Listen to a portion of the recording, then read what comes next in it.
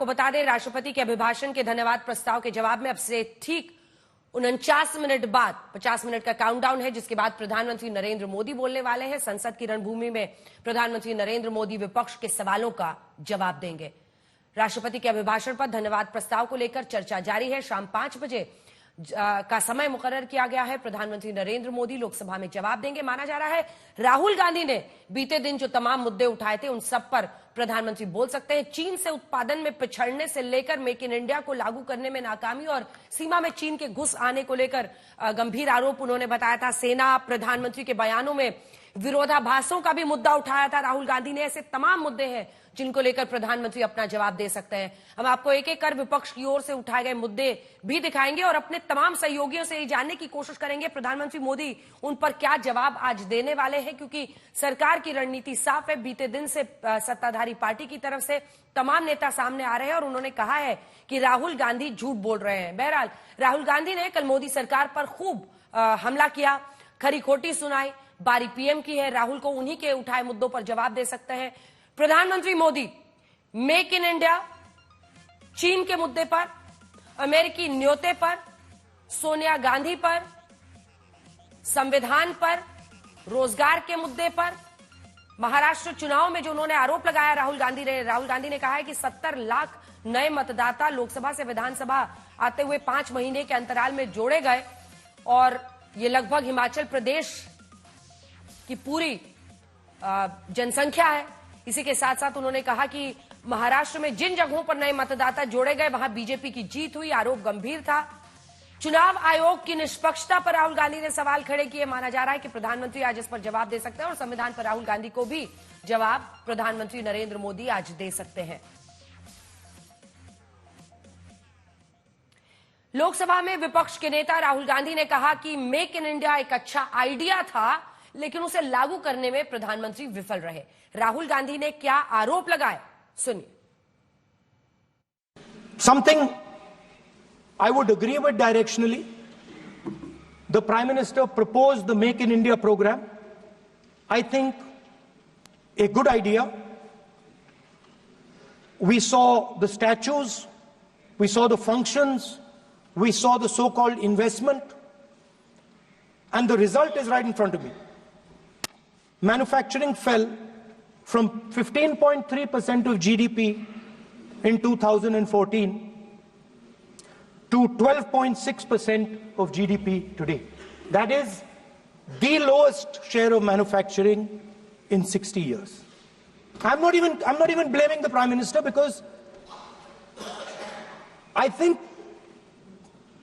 it would not be fair to say he didn't try. I could say that the Prime Minister tried, and I think conceptually Make in India was a good idea, but it's pretty clear that he failed. आइए सीधे रुक करते हैं। हमारे 3 सहयोगी अलग अलग जगहों से हमारे साथ इस वक्त जुड़ रहे हैं। शिवानी शर्मा हमारी सहयोगी हमारे साथ जुड़ रही हैं, मौसमी सिंह हमारी सहयोगी हमारे साथ जुड़ रही हैं और हिमांशु मिश्रा हमारे सहयोगी इस वक्त हमारे साथ जुड़ रहे हैं। हिमांशु, प्रधानमंत्री आज राष्ट्रपति के अभिभाषण के धन्यवाद प्रस्ताव के जवाब में बोलेंगे। माना जा रहा है कि राहुल गांधी ने जो गंभीर आरोप चीन को लेकर, प्रोडक्शन, मतलब उनका मानना था कि अर्थव्यवस्था की जो दिशा बजट के जरिए दिखाई गई है उसमें चूक है। इसी के साथ उन्होंने चीन के मुद्दे को उठाया। उन्होंने चुनाव आयोग की निष्पक्षता पर सबसे ज्यादा बोला। क्या आज प्रधानमंत्री इस पर जवाब दे सकते हैं, इस पर अपनी तरफ से राय रख सकते हैं, चर्चा पक्ष रख सकते हैं? देखिए, पिछले 10 सालों का अगर आप ट्रैक रिकॉर्ड देखेंगे, जब जब राहुल गांधी बोलते हैं और प्रधानमंत्री को अगर जवाब देने का मौका मिलता है तो नहले पे दहला ही मारते हैं, क्योंकि उनके पास पूरा टाइम होता है। जो सवाल राहुल गांधी ने उठाए होते हैं उनका जवाब वो देते हैं। राहुल गांधी ने उठाया कि भारत जो है चीन से प्रोडक्शन के मामले में जो है वो 10 साल पीछे है। उन्होंने ये भी कहा कि चीन जो है भारत की सीमा में घुसपैठ कर रहा है और प्रधानमंत्री नरेंद्र मोदी और आर्मी चीफ का जो स्टेटमेंट है एक दूसरे के कॉन्ट्राडिक्ट है। उसके साथ साथ उन्होंने ये भी कहा कि चुनाव आयोग जो है वो निष्पक्ष काम नहीं कर रहा। 6 महीने में यानी जून से लेकर नवंबर तक, जब तक विधानसभा के चुनाव हुए महाराष्ट्र में, हिमाचल प्रदेश की कुल जनसंख्या जितनी है यानी 70 लाख, उतने वोटरों का एडिशन हुआ, उनमें जोड़े गए हैं। तो उन्होंने इसको लेकर भी सवाल उठाया। साथ ही साथ उन्होंने तमाम तरीके के जो सवाल हैं वो प्रधानमंत्री और उनकी सरकार को लेकर उठाए हैं। मुझे लगता है आज प्रधानमंत्री नरेंद्र मोदी जब लोकसभा में राष्ट्रपति के अभिभाषण पर चर्चा के दौरान जवाब देंगे तो राहुल गांधी ने जितने सवाल उठाए हैं उनका एक एक करके जवाब भी देंगे। और ये कहा जा सकता है कि प्रधानमंत्री नरेंद्र मोदी जब बोलते हैं तो खुलकर राजनीतिक टिप्पणियां भी करते हैं, क्योंकि मौका राजनीति का ही है। और राष्ट्रपति के अभिभाषण पर वो ये जरूर बताएंगे कि यूपीए के कार्यकाल में या कांग्रेस के कार्यकालों में, पिछली सरकारों में क्या क्या हुआ है और उनकी सरकार ने क्या किया है, उसके बीच में डिफरेंस भी बताएंगे और किस तरीके से मोदी सरकार या वाजपेयी सरकार ने काम किए हैं। और चाहे वो जीडीपी को लेकर हो, अर्थव्यवस्था में हो या इंफ्रास्ट्रक्चर में हो, टेलीकॉम सेक्टर में हो, तमाम क्षेत्रों में किस तरीके से मोदी सरकार ने काम किया है, इसका मुझे लगता है कि पूरी जो डिटेल है वो अपने भाषण के अंदर जरूर समाहित करेंगे। अंजना, बिल्कुल, आइए एक बार सुना देते हैं। मौसमी, आपके पास आऊंगी इसकी प्रतिक्रिया लेने, क्योंकि कल संसद में तब भी बहुत बवाल हुआ जब चीन को लेकर राहुल गांधी बोले और उन्होंने सीधा सीधा प्रधानमंत्री और सेना के मुखिया का कहा कि दोनों के जो बयान है इस मुद्दे पर वो विरोधाभासी हैं। उन्होंने कहा कि चीन घुसपैठ करके बैठा है, पीएम इससे इनकार करते हैं, सेना यही मानती है। पहले सुना देते हैं। The Prime Minister has denied it and the army has contradicted the Prime Minister. It's true. The Prime Minister has denied it. The Prime Minister has denied it, and the army has disagreed with the Prime Minister that China is sitting on 4,000 square kilometers of our land, of our territory. इस मुद्दे की सियासत पर मैं मौसमी आपसे चर्चा करूंगी, लेकिन उससे पहले शिवानी, चूंकि इन सरहदी इलाकों पर आप गई हुई हैं, ये जो उनका बयान है ये किसको भारी पड़ेगा? देखिए अंजना, आपको बता दूं कि जब जब राहुल गांधी चीन की बात करते हैं, पलटकर उनके पास सवाल आ जाते हैं। किरेन रिजिजू ने कहा कि 2 दर्जन से ज्यादा बार राहुल गांधी ने अपने वक्तव्य में चीन का नाम लिया।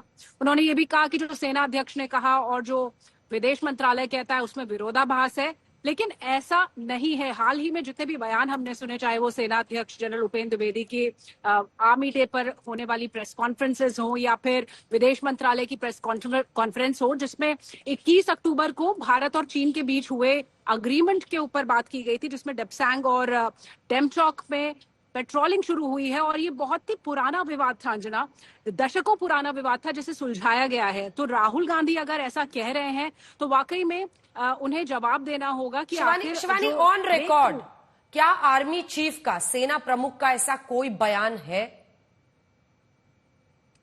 अंजना, सेना प्रमुख का ऐसा कोई बयान नहीं है जिसकी बात राहुल गांधी ने लोकसभा के अंदर कही है। ऐसा कोई भी बयान आर्मी चीफ ने नहीं दिया है कि 4000 स्क्वायर किलोमीटर पर अंदर चीन घुसा है, जैसा कि उन्होंने अपने बयान में कहा, आप सुनवा रही थी। ऐसा कोई बयान नहीं है।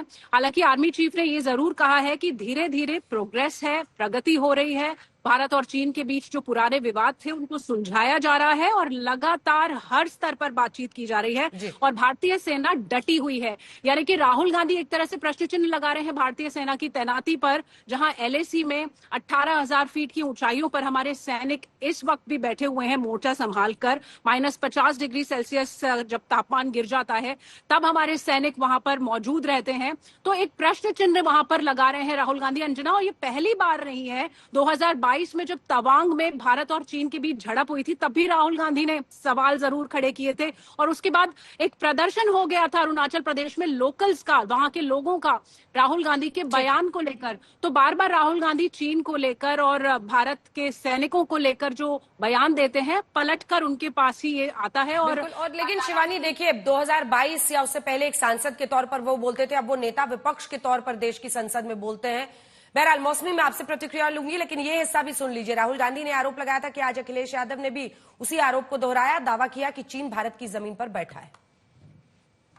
नौकरी को लेकर के, रोजगार को लेकर के और हमारे भारत की जो मैन्युफैक्चरिंग सेक्टर है उसको बढ़ावा कैसे दिया जाए। चीन जैसा देश केवल एक पे हमला नहीं कर रहा है, अध्यक्ष महोदय, आपकी जमीन भी छीन रहा है और आपका बाजार भी छीन रहा है। और ये बात अगर गलत हो तो सरकार हमें बताए, वो आंकड़े दे। अगर कांग्रेस पार्टी का रास्ता था तो आपका रास्ता कांग्रेस पार्टी का क्यों है? जमीन भी छीन रहा है चीन और बाजार भी छीन रहा है। लबोलुआब वही है लगभग अखिलेश यादव के बयानों का मौसमी जो राहुल गांधी ने बीते दिन अपने पूरे भाषण में कहा था। ऐसा लगता है कि इंडिया गठबंधन के साथी चीन के इस मुद्दे पर सरकार को कटघरे में खड़ा कर रहे हैं, लेकिन कई ऐसी बातें हैं जो मतलब अगर फैक्ट चेक कीजिए तो वो गलत साबित हो रही हैं, खासतौर पर सेनाध्यक्ष का बयान। देखिए अंजना, राहुल गांधी ने जब अपना भाषण जो इंग्लिश में दिया तो उसमें उन्होंने जिस तरह से आपने बताया, रक्षा का मसला हो या फिर विदेश कूटनीति का मसला हो, अर्थव्यवस्था का मसला हो, कई चीजों पर प्रधानमंत्री को घेरा। उन्होंने कहा कि प्रधानमंत्री अब सदन के भीतर जब आए लोकसभा चुनाव के बाद तो उन्हें संविधान के सामने शीश झुकाया, तो कम से कम ये जो नतीजे हैं उन्होंने उनको इतना तो सिखाया